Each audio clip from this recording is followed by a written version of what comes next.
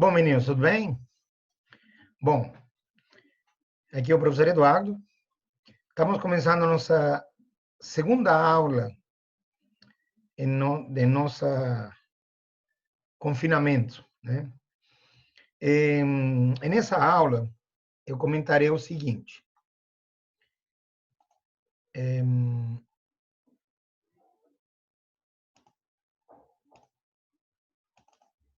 Nós realizaremos a prova de 2017, primeira aplicação. Eu não tenho a certeza se em qual turma, em qual prova nós terminamos antes de acontecer o sucedido, né?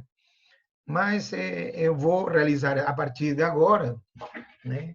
Essa prova, eu vou comentar essa prova para vocês começarem a estudar. E vou te mandar esse material de novo, né? Bom, no primeiro texto, nós temos aqui anotar algumas coisas interessantes, né? Lembra que toda vez que você vai fazer uma prova do Enem, você tem que olhar a fonte. Eduardo Galeano. Tá vendo? Eduardo Galeano.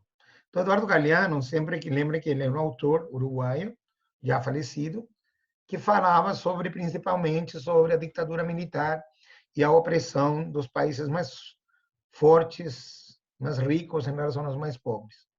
É decir, dos Estados Unidos à América Latina. Bom, El Carpinteiro já. Orlando Goicoechea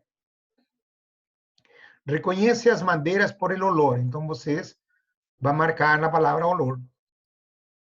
Olor significa cheiro, odor. De que árvores vêm?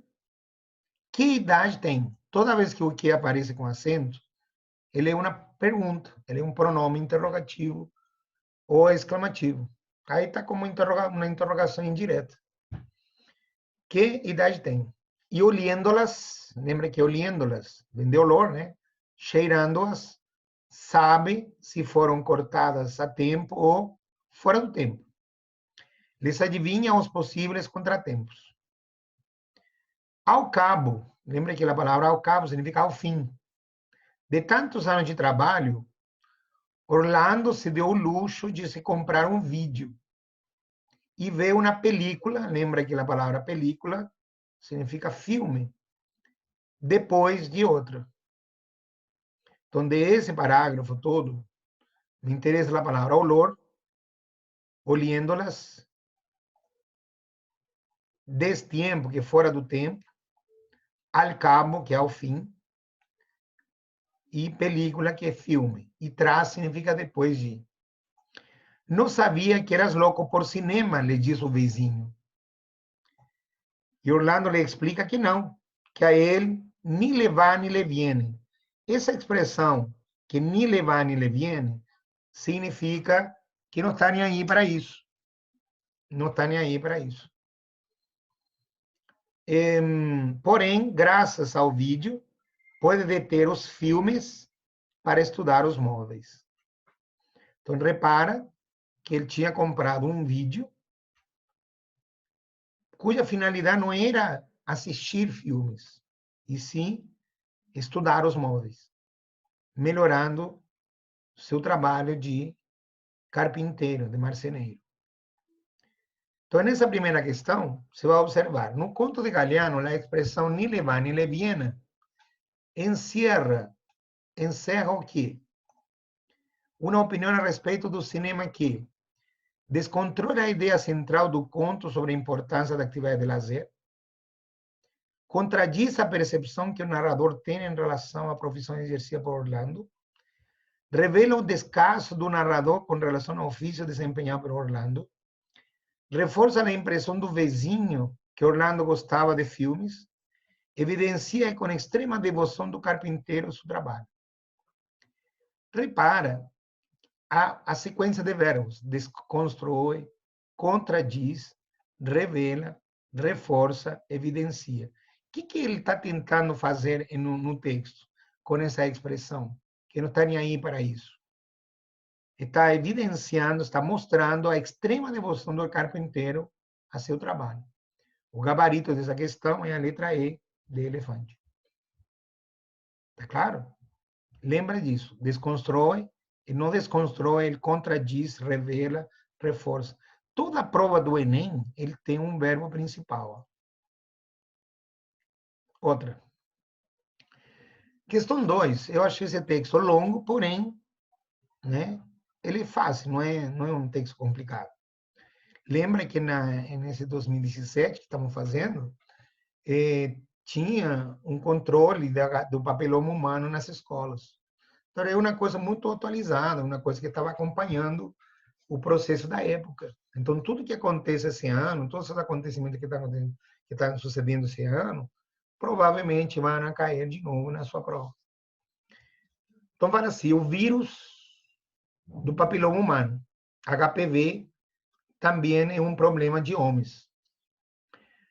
Para alguns homens, o vírus do papiloma humano, HPV, é algo muito lejano. Aí vem a primeira palavra que eu queria que vocês marcassem em sua folha. Lejano é distante. Se olvidam, se esquecem de que eles também se infectam.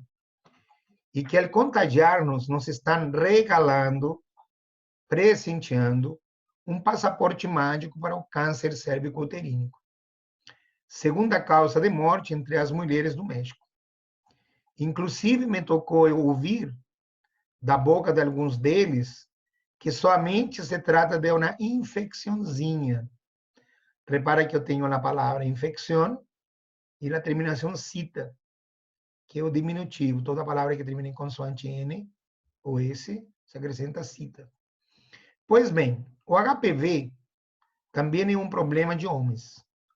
Não somente porque propaga a infecção entre a população feminina, mas também, lembre que a palavra sino aqui está como uma conjunção adversativa, mas também porque este vírus produz outros problemas de saúde, tanto em homens como em mulheres, incluindo verrugas genitais e câncer de boca e garganta, que, se é claro, não são tão conhecidos ou alarmantes por sua quantidade como outros tipos de cânceres.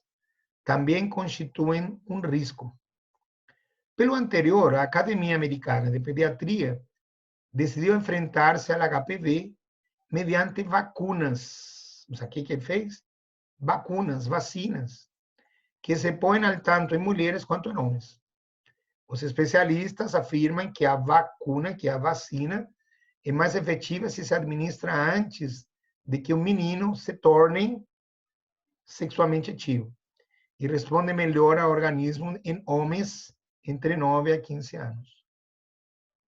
Repara esse texto é bem acessível. O texto aborda a temática do HPV, ao discorrer sobre o contágio e a prevenção do papiloma humano.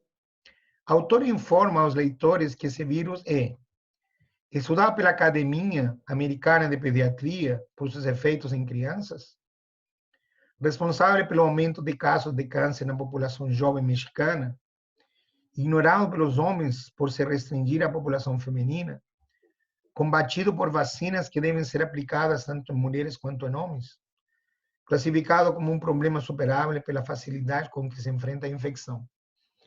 Repara, vamos ver o comando da questão. O texto aborda a temática do HPV ao discorrer sobre contágio e prevenção. O que é a prevenção? Não é a vacina? Então, onde que está a vacina aqui? Em que item que está falando assim? Só na letra D, ó. Combatendo por vacinas que se devem ser aplicadas tanto em mulheres quanto em homens. O gabarito que está preenchendo o contágio e a prevenção, principalmente a prevenção, é a letra D de dado. Ok? Está claro, né? Continuamos então. Aqui vem uma música bem legal dessa música. É uma música do Tigre do Norte. Você pode até achar essa música na internet. Ela é bem típica, bem característica mexicana, certo? Então fala aqui, é um fragmento dela, não é a música toda, né? Então a questão também fala assim: aqui eu estou estabelecido nos Estados Unidos. 10 anos já se passaram em que atravessei de mojado mojado e molhado, ou seja, ele atravessou de forma clandestina, de forma suada, né? Papéis não é arreglado. Arreglar em espanhol é consertar. Papéis não tenho arrumado, não tenho consertado. Continuo sendo um ilegal. Tenho minha esposa e meus filhos, que os trouxe comigo muito pequenos. E se ter olvidado, lembra que olvidar significa esquecer, e se ter esquecido já de meu México querido, do qual eu nunca me esqueço e não posso regressar. Meus filhos não falam comigo, outro idioma aprenderam, e esquecido o espanhol, pensam como americanos, negam que são mexicanos, apesar de que, lembre que há um que é apesar de que tenha minha cor. Não sei se vocês estão concordando, mas reparem nessa questão, que o dilema que o autor tem é a discussão com os filhos que não aceitam a cultura mexicana de qual eles provêm. Então, além de o pai ter se sacrificado por levar os filhos a um melhor lugar, os Estados Unidos, né? Os filhos não querem aceitar a questão cultural. Então, é um dilema muito sério isso. Então, fala assim, a letra da canção coloca em cena um dilema, por vezes vivenciado por imigrantes. Esse dilema se configura no sentimento do pai em relação a quê? Entende bem, tem vários pontos a ser entendidos aqui. Mas o principal que a música retrata é o fato de o pai estar reclamando dos filhos não aceitar que eles são mexicanos. Então, fala assim, a diluição dessa identidade latino-americana, vinda de contato cotidiano com um do outro, não é a diluição, o problema não é a diluição que ele tem da identidade latino-americana. Distanciamento dos filhos, gerado pela apropriação da língua e da cultura do outro. Os filhos se distanciaram porque se apropriaram da língua e da cultura do outro. Eles quiseram entrar na outra cultura e romperam com a original. Preconceito étnico-racial sofrido pelos imigrantes mexicanos no novo país. Não, esse preconceito étnico-racial é o que eles sofrem, todos, né? Desejo de se integrar a nova cultura e se de comunicar em outra língua. Vergonha perante os filhos de viver ilegalmente em outro país. Não, não é vergonha. Acho que a vergonha levou os filhos a querer se apropriar da língua e da cultura do outro, distanciando do pai. Então, o gabarito, na realidade, vai ser a letra B de bola. Interessante esse texto. Muito bom. Bom, vamos lá. Outro. Questão 4. Observa bem. Aqui, esse texto é uruguaio. Tá vendo? www.republica.com.ui. Esse é o Uruguai. Então, está tocando uma ideia uruguaia. Emotivo encontro na universidade pública.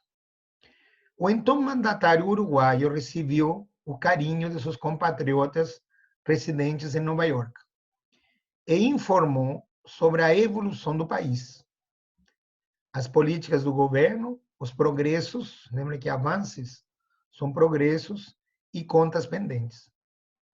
Como em ocasiões semelhantes, se multiplicaram as amostras de respeito e emoção. Uma nação é um uniformidável sentimento de um nós, disse. Mujica começou seu discurso retratando o recolhido de outras experiências de comunidades em exílio. Muitos dos senhores, lembrem que a palavra ustedes é um pronome de tratamento, os senhores echaram raízes, enraizaram-se, radicaram-se, têm filhos e não podem acometer a agressão de destruir-lhes, desquarrar-lhes e despedaçar-lhes a vida. Tem que carregar com suas saudades de ser de lá, porém estar aqui, disse. É uma situação do que não sai do país. Quem sai do país, estrangeiro, ele tem essas saudades, mas ele cria raízes, ele cria outras, ele cria uma família fora do país, né? E não tem como, acho que não tem como voltar depois. Não é a mesma coisa.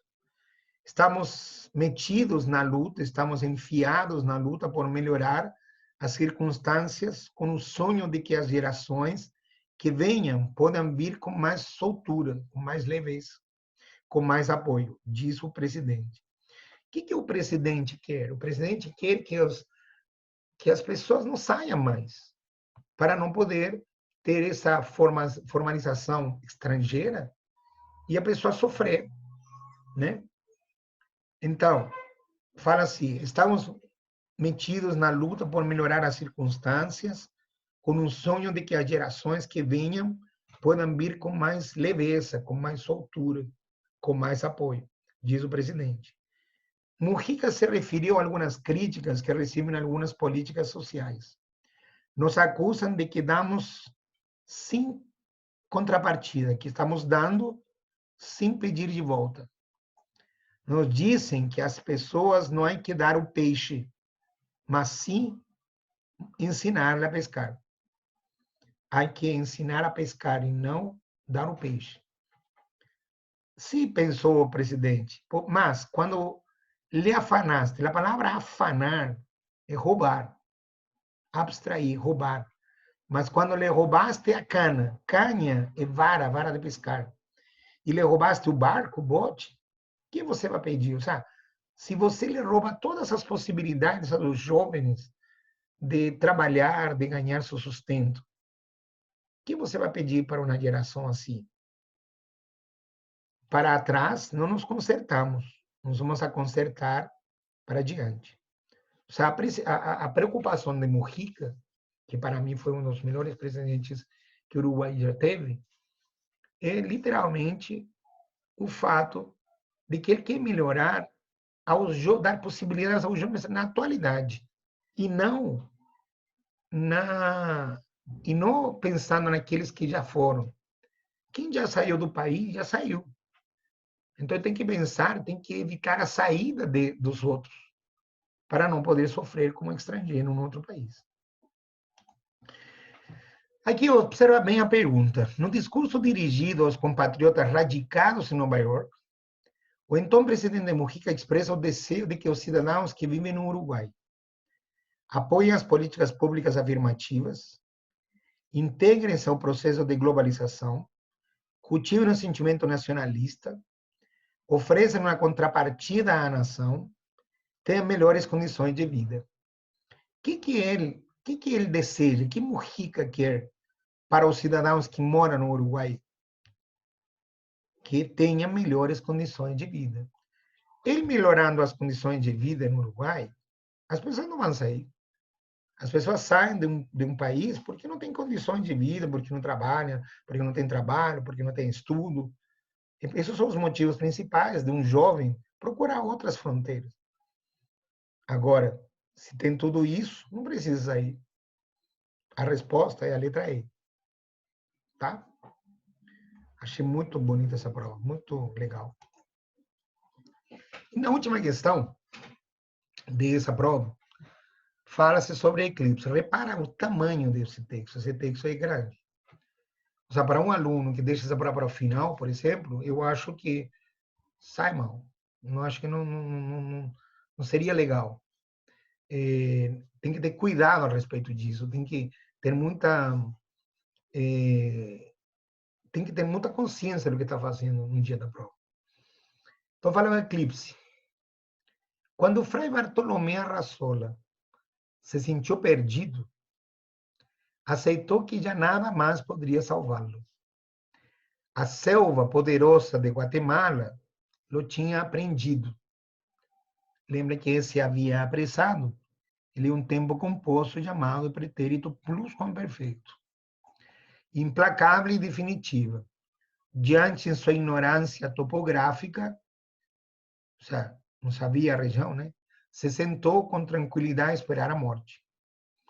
Al despertar, se encontrou rodeado por um grupo de indígenas de rosto impassível, não pacífico, que se disponha a sacrificá-lo diante do altar. Um altar que a Bartolomé lhe pareceu como um leito que descansaria, no final, de seus medos, de seu destino, de si mesmo. 3 anos no país, lhe tinham conferido um mediano domínio das línguas nativas. Ou seja, ele sabia mais ou menos falar a língua. Tentou algo, diz algumas palavras que foram compreendidas.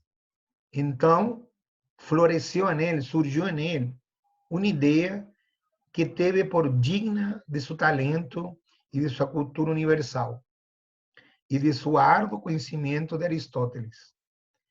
Lembrou que para esse dia se esperava um eclipse total do Sol e dispôs que no mais íntimo, e pensou no mais íntimo, se valer daquele conhecimento para enganar a seus opressores e salvar sua vida. E ele disse: se você me matais, lhes disse, posso fazer que o sol se obscureça em sua altura. Os indígenas lo olharam fixamente e Bartolomé surpreendeu a incredulidade em seus olhos. Se Bartolomé pensou que eles estavam surpresos por o que ele estava dizendo. Viu que se produz um pequeno conselho, se reuniram, e esperou confiado, sem um certo desprezo. 2 horas depois, o coração de Fray Bartolomé Arrazola chorreava, espirrava, seu sangue vermelho sobre a pedra dos sacrifícios. Brilhante e baixo, a palavra baixo é sob, a opaca luz de um sol eclipsado. Mientras, lembre que a palavra mientras indica enquanto, um dos indígenas recitava sem nenhuma inflexão da voz, sem pressa, uma por uma das infinitas datas que se produziriam nos eclipses solares e luares, que os astrônomos na comunidade maia tinham previsto e anotado em seus códigos, sem a valiosa ajuda de Aristóteles. Então, o padre, o jesuíta, né, ele quis se salvar por uma situação, achando que o conhecimento europeu era melhor que o conhecimento indígena. E aí que está o problema. E essa tentativa de achar que está superior. Obra de Monterroso. Muito bom. Fala assim, no texto confrontam-se duas visões do mundo. Uma da cultura ocidental, representada por Frei Bartolomé Arrazola, e da mística pré-hispânica, representada pela comunidade indígena maia. Segundo a narrativa, os catequizadores espanhóis avalizavam os saberes produzidos pelas comunidades indígenas hispano-americanas. Os catequizadores espanhóis avalizavam, apoiavam os saberes produzidos pelas comunidades indígenas hispano-americanas. Os indígenas da comunidade maia mostravam-se perplexos diante da superioridade do conhecimento aristotélico do Frei espanhol. É o que ele pensou. O catequizador espanhol Arrazola apresenta-se adaptado às culturas autóctones ao promover a interlocução entre o conhecimento aristotélico e indígena. Os episódios, de letra D, o episódio representa de forma neutra o significado do conhecimento ancestral indígena quando comparado ao conhecimento ocidental. Os conhecimentos acadêmicos de Arrazola são insuficientes para salvá-lo da morte, diante da sabedoria astronômica da cultura maia. Repara que há uma comparação, mas não de uma forma neutra. Ele achou que o conhecimento que ele tinha era superior ao conhecimento dos indígenas respeito à astronomia. Só que se levou uma surpresa que os maias eram uma tribo, um grupo de indígenas que lutaram, que eles sabiam muito sobre a questão astronômica. O gabarito dessa questão é a letra E de elefante. Os conhecimentos acadêmicos de Arrazola são insuficientes para salvá-lo da morte diante da sabedoria astronômica da cultura maia. Bom, dessa prova nós podemos comparar o seguinte: quais são as questões que eu achei interessantes? A primeira questão, ela foi meia... Ela tinha várias palavras de vocabulário importantes. Não sei se vocês anotaram, porque eu estou vendo tomar conta, né? a expressão idiomática, ela te leva na confusão, talvez, né? Essa questão 2 estava a nível fácil, né? A questão 3 já falava sobre uma questão de uma música com termos bem locais, né? Então, precisava um pouco de mais de vocabulário. E essa questão do emotivo encontro na universidade pública é uma questão média, não é fácil, não. E agora, essa questão do eclipse foi realmente mais difícil de todas as questões, pelo tamanho da questão, certo? Pelo que pelo número de linhas do texto. Beleza. Falaria agora sobre uma matéria que é chamada de pronomes e adjetivos possessivos. Essa matéria, ela é interessante em vários aspectos.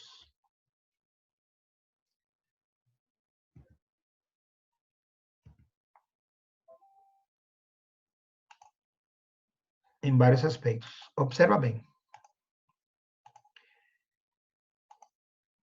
Essa matéria, ela precisa que você tenha muita atenção em alguns detalhes. Quando se fala de pronome possessivo, é uma palavra que estará substituindo alguma coisa que foi dita anteriormente.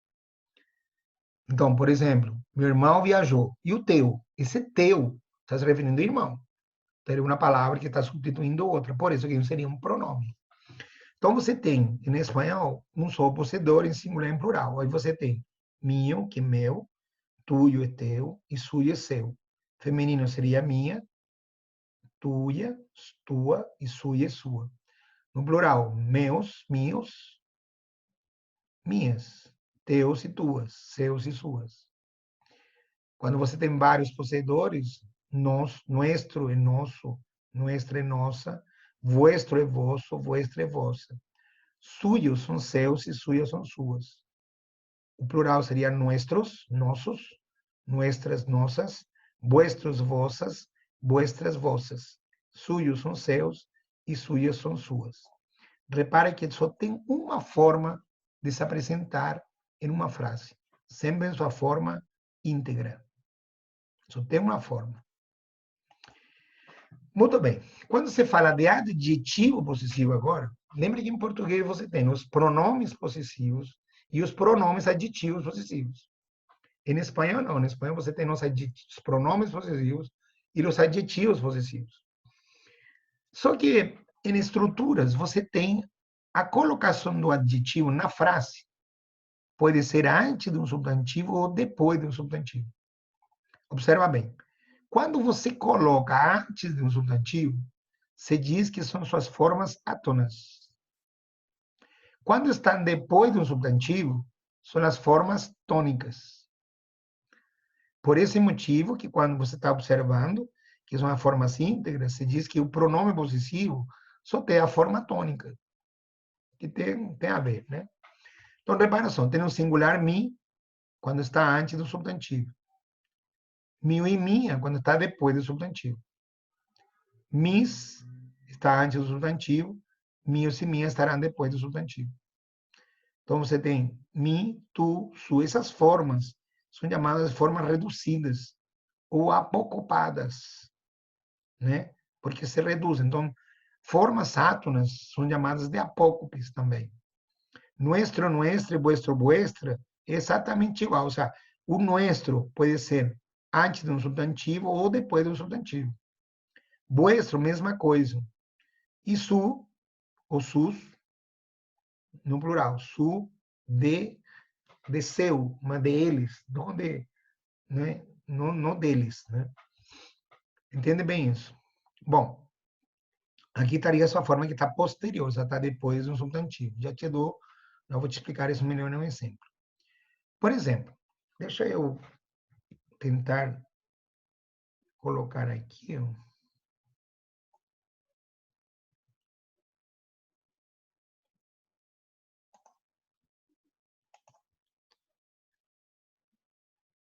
Observa bem aqui agora. Eu vou tentar te explicar isso melhor da seguinte forma. Imagina quando eu falo assim, el amigo tuyo viajou a Paris. Repara que essa palavra que eu coloquei, essa palavra aqui, opa, essa palavra tuyo, ele está depois de um substantivo. Então, essa palavra será chamada de adjetivo possessivo, forma tônica, porque está depois de um substantivo. Entende? Então, deixa eu ver se eu consigo. Essa palavra aqui, ó, então, bom, essa palavra tudo que eu estava te falando, ela é chamada agora de adjetivo possessivo. Se eu falar assim, ó, tu amigo viajou a Paris, repara que essa palavra continua acompanhando o substantivo. Então, essa palavra vai ser chamada de adjetivo possessivo, forma átono, que estará antes de um substantivo. Mas se eu dizer agora, el tuyo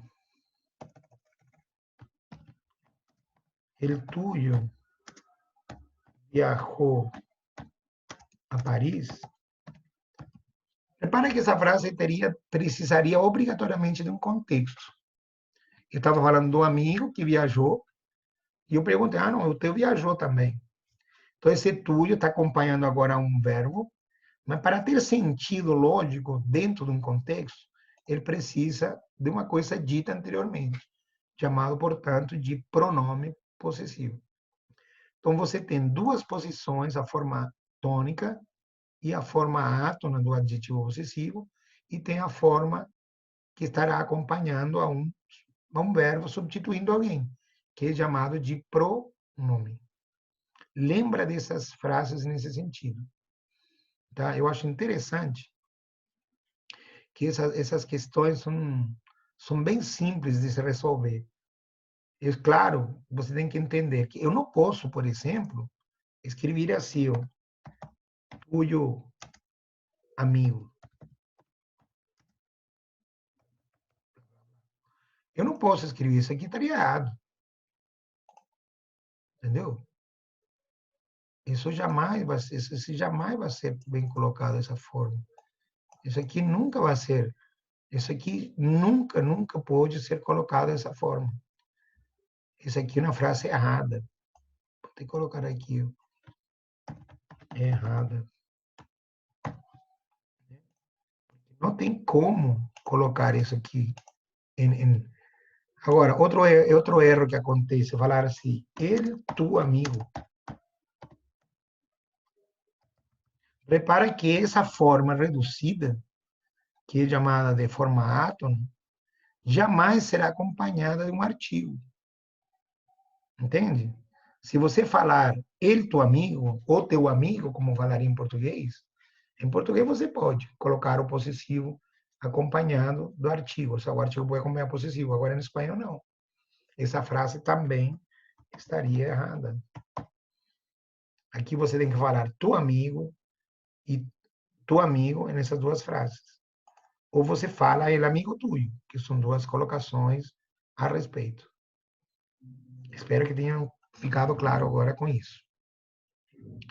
Beleza, vamos voltar agora a nosso exercício. Observa bem como que... Aqui eu trouxe um exercício para a gente poder completar. Fala assim, completa com os possessivos em espanhol. Então, aí você vai observar. Aqui você tem. Eu quero que você complete com um possuidor eu. Se é da primeira pessoa, vai ser, não está antes de um substantivo, você vai colocar mi moto está avariado, está estragado. Mi moto. Aqui você coloca a palavra mi. Na frase 2, possuidor nós. Nuestros abuelos estão de férias, de vacaciones. Nuestros abuelos. Está acompanhando o abuelo, está antes de um substantivo. Ambas são adjetivos. Vosotros. Vuestras manos estão sucias. E vuestras manos. Lembra que manos são mãos. Não são irmãos, como muita gente pensaria. A frase 4. Aquela é casa nova, possuidor de usar. Que era o possessivo da primeira pessoa. Aquela é mi casa nova. Está antes de casa. Se você colocasse esse possessivo depois, você teria que falar assim: aquela é la casa minha nova. Dessa forma. A frase 5. De novo, o possuidor da primeira pessoa. Mis vacaciones, minhas férias, vacações são férias, estão muito aburridas, muito chatas. Essa seria. A frase número 6 seria assim: aquela é tienda. Lembra que a palavra tienda é loja. Eu quero o possuidor da terceira pessoa do singular. Qual é o possessivo da terceira pessoa do singular? Su. Então, aquela é su tienda. Né? Repara que está tudo antes de um substantivo. Na 7, bicicletas estão sem rodas. Bicicletas estão sem rodas. Possuir nós. Eu quero o possessivo de nós outros. Para ser nuestras bicicletas. Não confunde nosotros com nuestras. Nuestras bicicletas estão sem rodas. Tudo é adjetivo até agora. Padrinhos volverán pronto. Quero o possessivo da segunda pessoa do plural. Vuestros padrinos volverán pronto, volverán logo. Se eu colocar depois, se eu falar assim, los vuestros volverán pronto, já transformei essa palavra em um pronome, porque padrinos seria substituída pela palavra, pela própria palavra. Padre não está en el trabajo. Eu quero o possuidor de tu, ou seja, quero a pessoa, quero o possessivo da segunda pessoa. Tu padre não está en el trabajo. Tu padre não está en el trabajo. Né? E a 10ª questão. Ella, eu quero o possessivo da terceira pessoa do singular. Su madre foi a la tienda de roupas. Sua mãe foi à loja de roupas. Possuidor tu, da segunda pessoa. Tu coche, desculpa, está estropiado. Tu coche está estragado. Bom, esses seriam mais ou menos os exemplos que eu te coloco de aprendizagem. Né? Eu te deixarei uma lista de exercícios para você entender essa matéria, para vocês poderem fixarem melhor. Ok? Por hoje é só. Até mais.